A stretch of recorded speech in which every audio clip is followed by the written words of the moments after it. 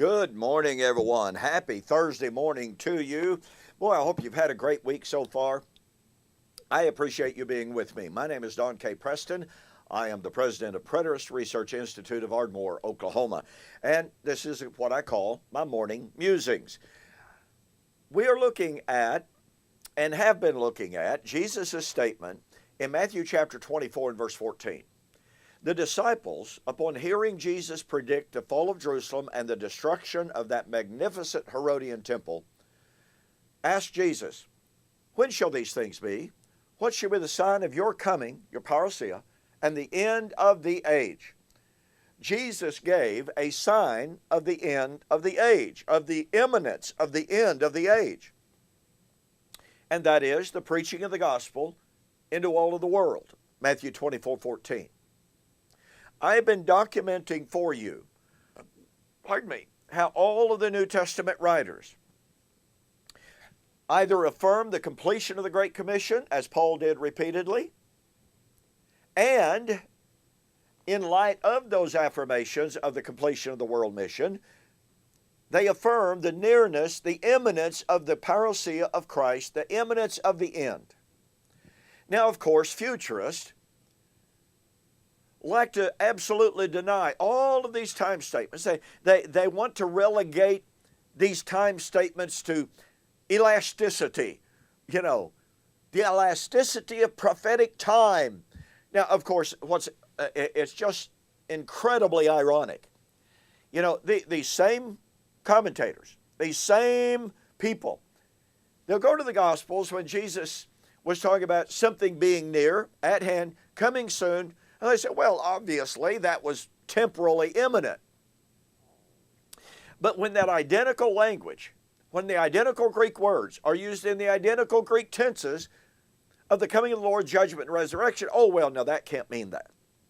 No, that's not talking about temporal imminence in regard to eschatology and prophecy. It's only true when it's talking about mundane things being at hand and coming soon. You see the fallacy here? You see the utter inconsistency? It's really ridiculous, and I'm not trying to be unkind. But when you see this kind of argumentum ad desperatum, then you know it really is desperation. Now, as promised yesterday, in light of all of the passages that we have adduced for you, and again, we didn't look at all of the New Testament passages that affirm the completion of the Great Commission and then the nearness of the end. No, I haven't done that. I do that in this book, Into All the World, Then Comes the End. What I want to share with you today is an absolutely remarkable passage that proves beyond any shadow of a doubt that all of these New Testament time statements, which are made in light of the completed Great Commission, must be taken at face value, or else Jesus' own apostles are found to be liars and failed prophets worthy of our rejection and condemnation. In the Olivet Discourse, in the Olivet Discourse, Jesus said, "Do not be deceived.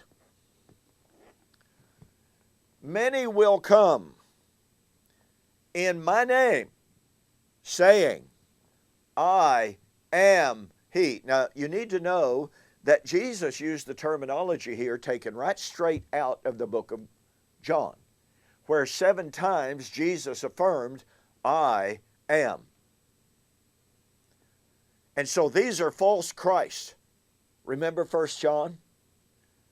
Many false prophets, many false Christs are going out into the world. Jesus in Luke 21 said, many are going to come saying, I am he. Okay. They're going to come saying, I am. And they're also going to say, the time has drawn near. Do not go after them. Oh my goodness. This is so powerful. Here is Jesus saying, And by the way, let's not forget Luke chapter 21, 27 and following, all of these things shall come upon this generation. This generation will by no means pass until all of these things are fulfilled. So Jesus was not talking about some far off, unknown, or unknowable generation. But the key point here, the key point that you absolutely must catch, the power of this concept. Jesus said, many will come saying, I am the Christ.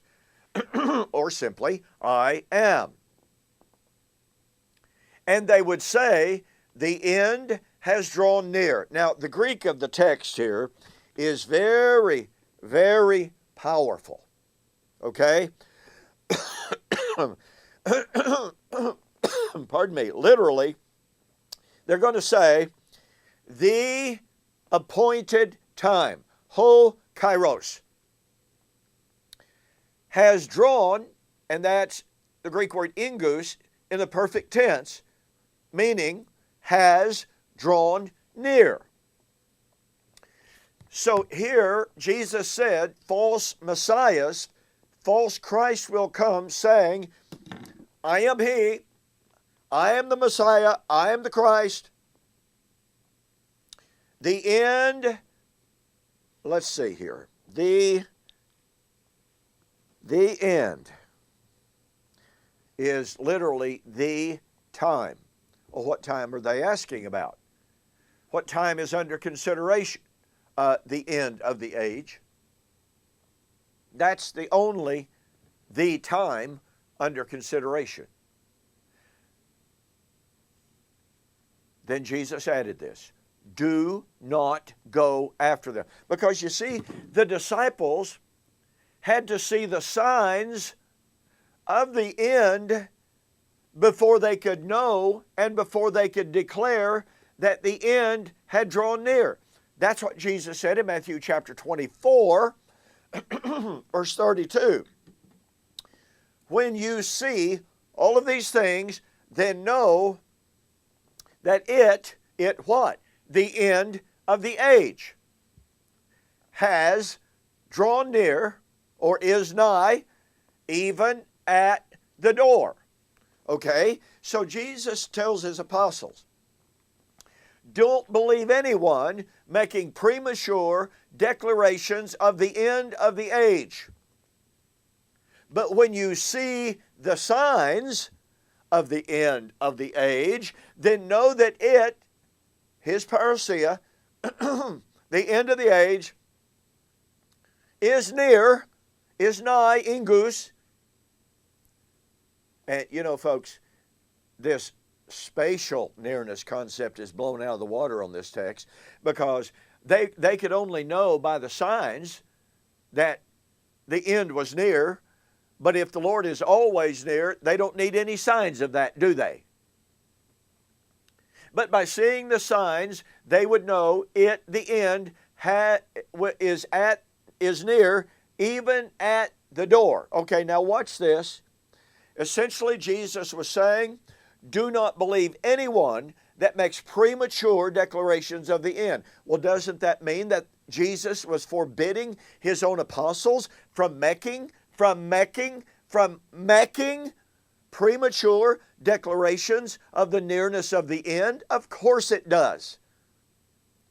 If Jesus forbade anyone else from making premature declarations of the nearness of the end, then he was assuredly condemning or forbidding his own apostles from making premature declarations of the nearness of the end. Oh, but wait, what do we have? Well, we have Peter, who was there. He was there in Matthew 21 when Jesus said, don't believe, therefore don't make premature declarations of the nearness of the end. And here is Peter saying that the time, the kairos, the appointed time, same Greek word as in Luke 21 and verse 8. The appointed time for the judgment has arrived.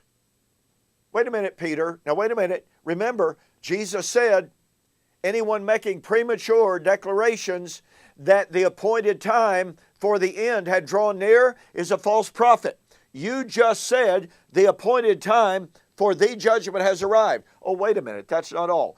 1 Peter chapter 4, verse 7.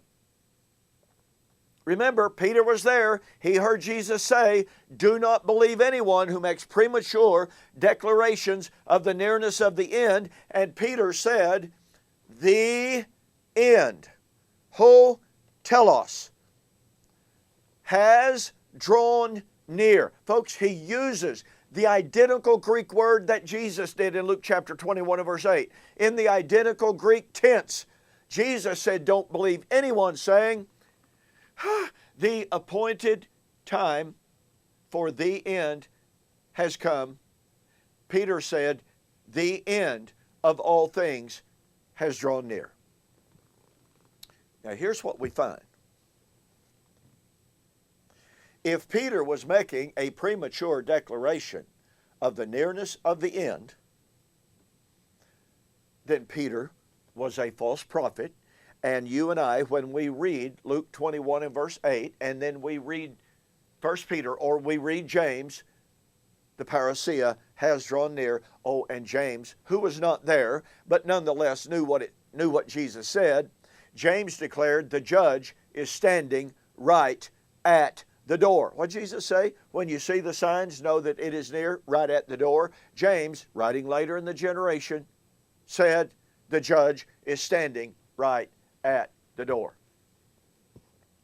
So, since Jesus forbade the making of premature declarations of the nearness of the end, and yet, according to all futurist paradigms, according to all of them, according to now former preterists, all of the apostles made premature declarations of the nearness of the end, then by the very nature of the futurist paradigm, they're calling every New Testament writer a false prophet to be rejected. I'm sorry, that's unavoidable.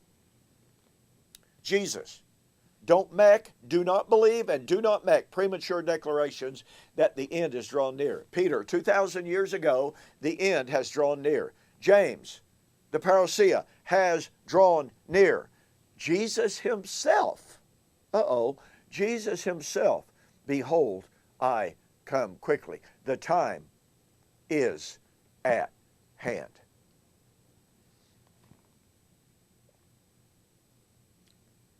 I'm sorry, folks, this is incredible. And you absolutely must catch the power of Luke 21 and verse 8. Let me urge you to get a copy of my book, Into All the World, Then Comes the End, and The Elements Shall Melt with Fervent Heat, in which I discuss all of these issues. Go to my website, donkpreston.com, BibleProphecy.com. There's a banner right up at the very top for the August 2-book special, regularly almost $41. For this month, total delivered price to you, $30. Okay, thanks so much for joining me for this morning's Morning Musings. Don't forget, tomorrow we will continue our refutation of Sam Frost's book, The Parousia of the Son of Man. I will see you on the flip side.